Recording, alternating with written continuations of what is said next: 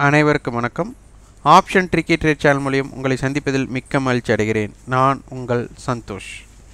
இந்த வீடியோவில் நம்மளோட கட்டண பயிற்சியின் உள்ளடக்கம் என்னென்னு பார்க்க போகிறோம். நிறைய பேர் இது வித்தியாசமான பார்வை அப்படின்னு சொல்கிறீங்க. நிறைய பேர் கேட்குறவங்க அப்படி தான் கேட்குறீங்க, பதிவுகளும் அப்படி தான் வருது. இது வித்தியாசமான பார்வை கிடையாது, இதுதான் அடிப்படை. இந்த அடிப்படையை தெரிந்து கொண்டு அதாவது இந்த ஆப்ஷன் வர்த்தகம் எதற்காக துவங்கப்பட்டது அப்படிங்கிறத தெரிஞ்சுக்கிட்டு அது எப்படியெல்லாம் பயன்படும், நம்ம எப்படி பயன்படுத்தணும் அப்படிங்கிறத தெரிஞ்சுக்கணும். இங்கே அனைவரில் பை செல் தெரிஞ்சாலே போதும், ஆப்ஷன் வியாபாரம் செய்து கொள்ளலாம் அப்படிங்கிற எண்ணத்திலேயே நிறைய பேர் சின்ன முதலீடு, ஸ்மால் இன்வெஸ்ட்மெண்ட் பிக் ரிட்டர்ன்ஸ் எடுக்கலாம் அப்படிங்கிற மாதிரி எண்ணத்திலேயே ஆப்ஷன் பையராக இருக்கிறீங்க. அப்படி கிடையாது. இதில் நிறையா விஷயங்கள் இருக்குது. அதை எப்படி நம்மளுக்குள்ளே பயன்படுத்த போகிறோம் அப்படிங்கிறது தான் ரொம்ப முக்கியமாக இருக்குது. ஸோ நம்மளுடைய பார்வை என்னென்னா, முதல் ஆப்ஷன் பிரீமியத்தை கணக்கீடு முறை நம்ம சொல்லித்தரப்போகிறோம். அது எப்படி அப்படிங்கிறத ஸ்டெப் பை ஸ்டெப்பாக பார்க்கலாம். இப்போ பார்த்தீங்கன்னா நம்மளுக்கு என்எஸ்சி வெப்சைட்டில் இருக்கிறோம். நம்மளுக்கு ஃபஸ்ட்டு டேபிள் அட்டவணை நம்மளுக்கு தெரியணும். இது ஏன் அதிகமான வர்த்தகம் நடைபெற போகுது அப்படிங்கிறத நம்ம தெரிஞ்சுக்கணும். மார்க்கெட்டை பொறுத்தவரை ஆப்ஷன் அப்படிங்கிறது ஒரு ஹெட்ஜிங் இன்ஸ்ட்ருமெண்ட், அதாவது அவங்களுக்கு பாதுகாப்புக்கோசரம் பயன்படுத்தக்கூடிய ஒரு இன்ஸ்ட்ருமெண்ட். அப்போது இதில் மார்க்கெட்டை பார்த்திங்கன்னா, ஆப்ஷனை பார்த்திங்கன்னா நம்ம அனைவருமே என்னென்னா நம்ம பை பண்ணுறதுனால பையர்ஸோட வியூலையே நம்ம பார்ப்போம். அப்படி கிடையாது, பையர்ஸோட வியூ கிடையாது இது. ஏன்னா இவங்க அவங்களுடைய பாதுகாப்புக்கோசரம் பயன்படுத்துறதுனால, இன்ஸ்ட்ருமெண்ட்னால, அதாவது கேஷ் மார்க்கெட்லேயோ ஃபியூச்சர்ஸ்லேயோ அவங்க பை பண்ணியிருப்பாங்க இல்லை செல் பண்ணியிருப்பாங்க. அதற்குண்டான பாதுகாப்புக்கோசரம் இங்கே பண்ணுறதுனால கண்டிப்பாக அவங்க என்ன பண்ணுவாங்கன்னா செல்லிங் பண்ணுவாங்க. அப்போ இந்த செல்லிங் பார்வையில் தான் நம்ம பார்க்கணும். ஏன்னா ஒரு நிஃப்டியோட ஃபியூச்சரை ஒருத்தர் 17,500க்கு வாங்கியிருக்காங்க அப்படின்னா, அவங்க 17,500க்கு கீழே ஃபியூச்சர் போச்சுன்னா அவங்களுக்கு லாஸ் வரும். அப்போ அந்த லாஸை மினிமைஸ் பண்ணுறக்கோசரம் அவங்க என்ன பண்ணுவாங்கன்னா, கால் ஆப்ஷனோடைய ரேட்டை, ப்ரைஸை செல் பண்ணுவாங்க. அந்த செல் பண்ணுறது இப்போ ஒரு லாஜிக்கு பாருங்கள், சந்தையில் நம்மளுக்கு மார்க்கெட் 17,500 ஃபியூச்சரை ஒருத்தர் வாங்கிட்டாங்க. அப்போ 17,500 கால் என்ன விலை அப்படிங்கிறத நம்ம பார்க்கணும். அப்போ 17,500 கால் ஆப்ஷனுடைய விலை இப்போ என்ன இருக்குது, 187 ரூபாய் இருக்குது. அப்போ 187 ரூபாய் இருக்குன்னா 17,500 காலை வாங்கினவங்களுக்கு மார்க்கெட் மேலே போகணும்னு நினைக்கிறனால தான் அவங்க லாங் பொசிஷன் எடுப்பாங்க. அதுவே 187 ரூபாய்க்கு விற்பதுனால என்ன ஆகுதுன்னா, 17,500 மைனஸ் 187, அப்போ என்ன அர்த்தம், 17,313. அப்போது 17,313க்கு கீழே ஸ்பாட் மார்க்கெட் போகும் வரை அவர்களுக்கு நஷ்டம் வராது, லாஸ் வராது. அதுவே 17,687க்கு மேலே மார்க்கெட் போனால், நிஃப்டி போனாலும் அவங்களுக்கு ஃபிக்ஸட் ப்ராஃபிட், இந்த 187 ரூபாய் அப்படிங்கிற ஃபிக்ஸட் ப்ராஃபிட் அவங்களுக்கு உறுதியான லாபத்தை பண்ணிக்குவாங்க. அதற்கு மேலே மார்க்கெட் எவ்வளோ, ஸ்பாட் மார்க்கெட் எவ்வளோ மேலே போனாலும் இந்த ப்ராஃபிட் 187 தான் உறுதி செய்யப்படும். இதற்காக அவங்க பயன்படுத்தும் பொருள். அப்போ இதற்கு எங்கே என்ன பயன்படுத்துகிறாங்கன்னா, அங்கே 187க்கு 17,500 காலை செல் பண்ணுறாங்க. ஸோ இது ஒரு ஹெட்ஜிங் இன்ஸ்ட்ருமெண்ட்னால இது விற்பதற்காக பயன்படுத்தும் பொருளை நீங்கள் பை பண்ணுறதுனால இது பையிங் இன்ஸ்ட்ருமெண்ட் அப்படின்னு நம்மளுக்கு எடுத்துக்க முடியாது. அதனால் இது ஹெட்ஜிங் பொருள்னால செல்லிங் இன்ஸ்ட்ருமெண்ட்.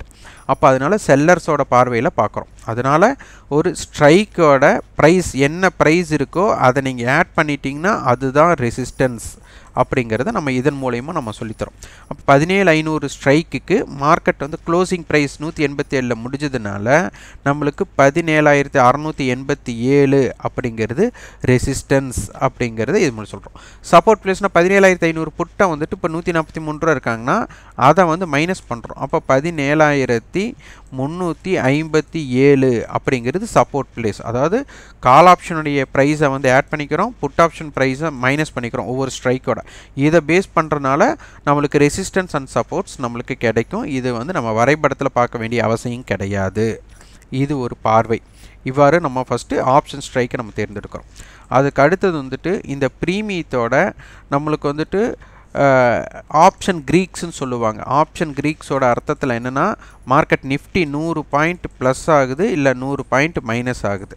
இப்போ 100 பாயிண்ட் ப்ளஸ்ஸுக்கு நீங்கள் தேர்ந்தெடுக்கக்கூடிய ஸ்ட்ரைக் இப்போ 17500 காலை தேர்ந்தெடுக்கிறோன்னா நிஃப்டி 100 பாயிண்ட் ஏறுனா இவர்கள் 17500 கால் எவ்வளவு ஏற்றம் அடையும் அப்படிங்கிறது தான் டெல்டா வேல்யூ.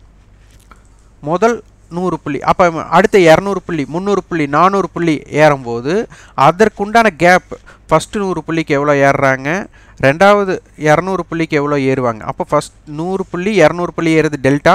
இந்த 100லிருந்து 200 ஏறும்போது இங்கே ஃபஸ்ட்டு 0லிருந்து 100 பாயிண்ட்ஸ் ஏறினதை விட இப்போ இது ஒரு 50 ரூபாய் ஏறுறாங்கன்னா இங்கே வந்து 60 ரூபாயே ஏறும். அப்போ இந்த 10 ரூபாய் எக்ஸ்ட்ரா ஏறுது. இதுதான் காமா வேல்யூ அப்படின்னு சொல்லுவோம். அப்போ இதனுடைய தாக்கம் எப்படி இருக்கும் அப்படிங்கிறது அனைத்துமே நம்ம வந்து சொல்லித்தரோம். அடுத்தது இதில் ரொம்ப மிக முக்கியமான விஷயம் வந்துட்டு நம்ம வரைபடம் பார்க்க வேண்டாம் அப்படின்னு நம்ம சொல்கிறதுக்கு காரணம் 17500 மார்க்கெட் இருக்குன்னு வச்சுக்கோங்க. இப்போ வந்து நம்மளுக்கு வந்துட்டு ஒரு தராசு பார்க்குறோம் அப்படின்னா இப்போ தராசில் நம்ம வந்து எந்த எடை வைக்காத போது அதனுடைய முள் வந்து பார்த்திங்கன்னா நடுநிலையில் இருக்கும். அப்போது 17500 அப்படிங்கிற இடத்துல நீங்கள் எந்த பொருள் வைக்காட்டி அதனுடைய விலை 0வாக, ரெண்டுமே 0 அப்படின்னு அர்த்தம்.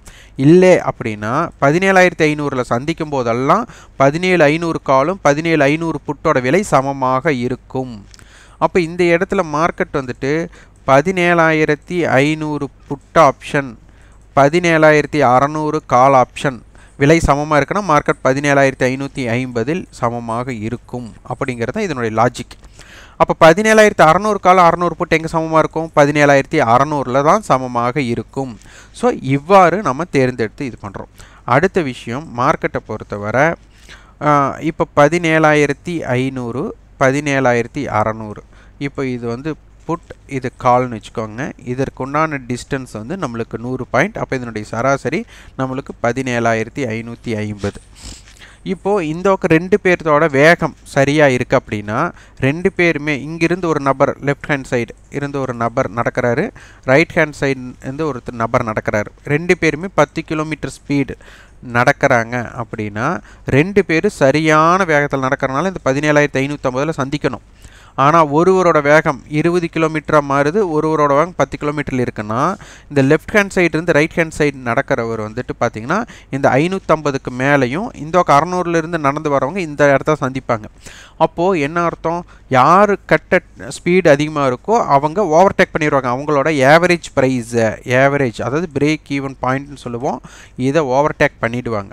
அப்போ இந்த இடத்துல என்னாகும், அப்போ இதுதான், அப்போ ஒருத்தர் ஸ்பீட் அதிகமாக இருந்தால் இன்னொருத்தர் ஈஸியாக ஓவர்டேக் பண்ணிவிடுவாங்க அப்படிங்கிற விஷயம் நம்மளுக்கு தென்படுகிறது. இங்கே வேகம் அப்படிங்கிறது டைம் வேல்யூ. அப்போது கால் சைட் கட்ட டைம் வேல்யூ இருந்தால் மார்க்கெட் வந்துட்டு பிஃபோர் பிரேக் ஈவன் பாயிண்ட். இதே புட் சைடு கட்ட டைம் வேல்யூ இருந்தால் நம்மளுக்கு அபோவ் அந்த பிரேக் ஈவன் பாயிண்ட் அபோவில் வந்துட்டு நம்மளுக்கு வந்துட்டு சந்திப்பாங்க. அப்போ இவர்கள் சந்திக்கிற திறன் அடிப்படையில் நம்மளுக்கு மாறும். அப்புறம் நம்மளுக்கு வந்துட்டு டெல்டா, நம்மளுக்கு என்ன சொன்னோம், காமா டெல்டா வேல்யூ சொன்னோம். அப்போது ஸ்பாட்டுக்கும் இந்த இடத்துல பார்த்தீங்கன்னா இதுதான் ஸ்பாட் ப்ரைஸு. இந்த இடத்துல நீங்கள் பார்த்தீங்கன்னா உங்களுக்கு தெரியும் ஃப்யூச்சரோட ப்ரைஸ் நம்மளுக்கு தெரியும். இப்போ நிஃப்டி நம்ம டைப் பண்ணி நிஃப்டி டெரிவேட்டிவ்ஸ் தேர்ந்தெடுத்துக்கோங்க. நிஃப்டி டெரிவேட்டிவ்ஸ் தேர்ந்தெடுத்திங்கன்னா அதில் வந்து நம்மளுக்கு கால் கான்ட்ராக்ட்ஸ் இருக்கும். அதில் வந்து பார்த்திங்கன்னா நம்ம வந்து ஃப்யூச்சர்ஸை வந்து நம்ம செலக்ட் பண்ணிக்கணும். அந்த ஃப்யூச்சர்ஸை செலக்ட் பண்ணும்போது நம்மளுக்கு ஸ்பாட் ப்ரைஸும் நம்மளுக்கு ஃப்யூச்சர் ப்ரைஸுக்கு உண்டான வித்தியாசம் நம்மளுக்கு தெரியும். அப்போது இதுதான் அண்டர்லைங் வேல்யூன்ட்டு இருக்கிறது தான் நம்மளுக்கு வந்துட்டு ஸ்பாட் ப்ரைஸ். இங்கே ஃப்யூச்சரோட ப்ரைஸ் வந்து நம்மளுக்கு இங்கே இருக்குது. அப்போ ஸ்பாட் ப்ரைஸுக்கும் ஃப்யூச்சர் ப்ரைஸுக்கும் உள்ள வித்தியாசம் ப்ரீமியம். ஸ்பாட் ப்ரைஸை விட ஃப்யூச்சர் ப்ரைஸ் கம்மியாக இருந்ததுன்னா டிஸ்கவுண்ட். இந்த ப்ரீமியத்தில் இருக்கும்போது கால் ஆப்ஷனுடைய டைம் வேல்யூ அதிகமாகும், டிஸ்கவுண்டில் இருக்கும்போது புட் ஆப்ஷனுடைய டைம் வேல்யூ அதிகமாக இருக்கும். அப்போது மார்க்கெட்டை பொறுத்தவரை ஸ்பாட்டுக்கும் ஃப்யூச்சருக்கும் உண்டான வித்தியாசம் அதிகரிக்கிறதா குறைகிறதா அப்படின்னு தெரியணும். அப்போ அதிகரித்தால் கால் ஆப்ஷனுடைய டெல்டா வேல்யூ இன்க்ரீஸ் ஆகும், அதை குறைந்ததுன்னா இவங்களோட டைம் வேல்யூ கம்மியாகும். அப்போ இது யாருக்கு பயன்படும், டிஸ்கவுண்டில் இருக்கிறவங்களுக்கு பயன்படும். ஸோ இவ்வாறு நம்ம இதை பிரித்து நம்ம வித்தியாசத்தின் அடிப்படையில் இது பார்க்க போகிறோம். அப்போ மார்க்கெட்டை பொறுத்தவரை அட்டவணை டேபிள்டு நம்மளுக்கு இங்கே டேபிள் கொடுத்துருவாங்க. இங்கே டேபிளில் மார்க்கெட் வந்து யாரோடலாம் போட்டியாளர்களாக இருக்காங்க. இப்போ பார்த்தீங்கன்னா இப்போ 17,500 புட்டுக்கும் 17,800 காலுக்கும் தான் போட்டியாளராக இருக்காங்க.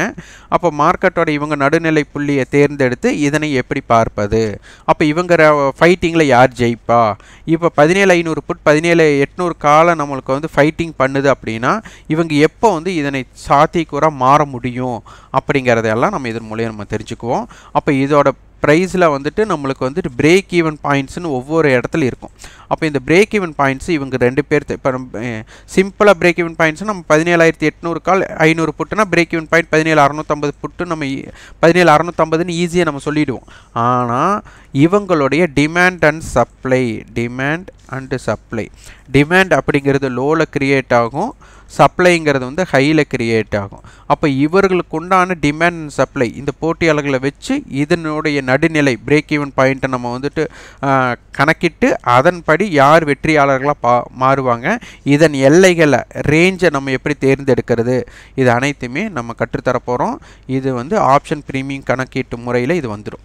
அடுத்தது நம்மளுக்கு 0 to ஹீரோ வார இறுதி நாளில் 0 to ஹீரோ நடக்கணும்னா என்ன மாற வாய்ப்புகள் இருந்தால் அது நடைபெறும் அப்படிங்கிறதையும், காலையில் நம்மளுக்கு வந்து ஸ்டாக் ஆப்ஷன்ஸில் ஒரு 9:30க்குள்ளே அதாவது மார்னிங் ட்ரேட்னு சொல்லுவாங்க, இதற்குள்ளே நம்ம எப்படி தேர்ந்தெடுக்கணும் அப்படிங்கிறத விஷயத்தை நம்ம வந்து கற்றுத்தரோம். இதற்குண்டான பயிற்சி தான் நம்ம செப்டம்பர் 30ஆம் தேதி தருகிறோம். விருப்பமுள்ளவங்க வந்துட்டு 9842610908 என்ற வாட்ஸ்அப் எண்ணிற்கும் 8144220532 என்ற தொலைபேசி எண்ணுக்கு தொடர்பு கொண்டு அதன் விவரத்தையும் உங்கள் விருப்பத்தையும் பதிவு செய்து கொள்ளுங்கள். நன்றி, வணக்கம்.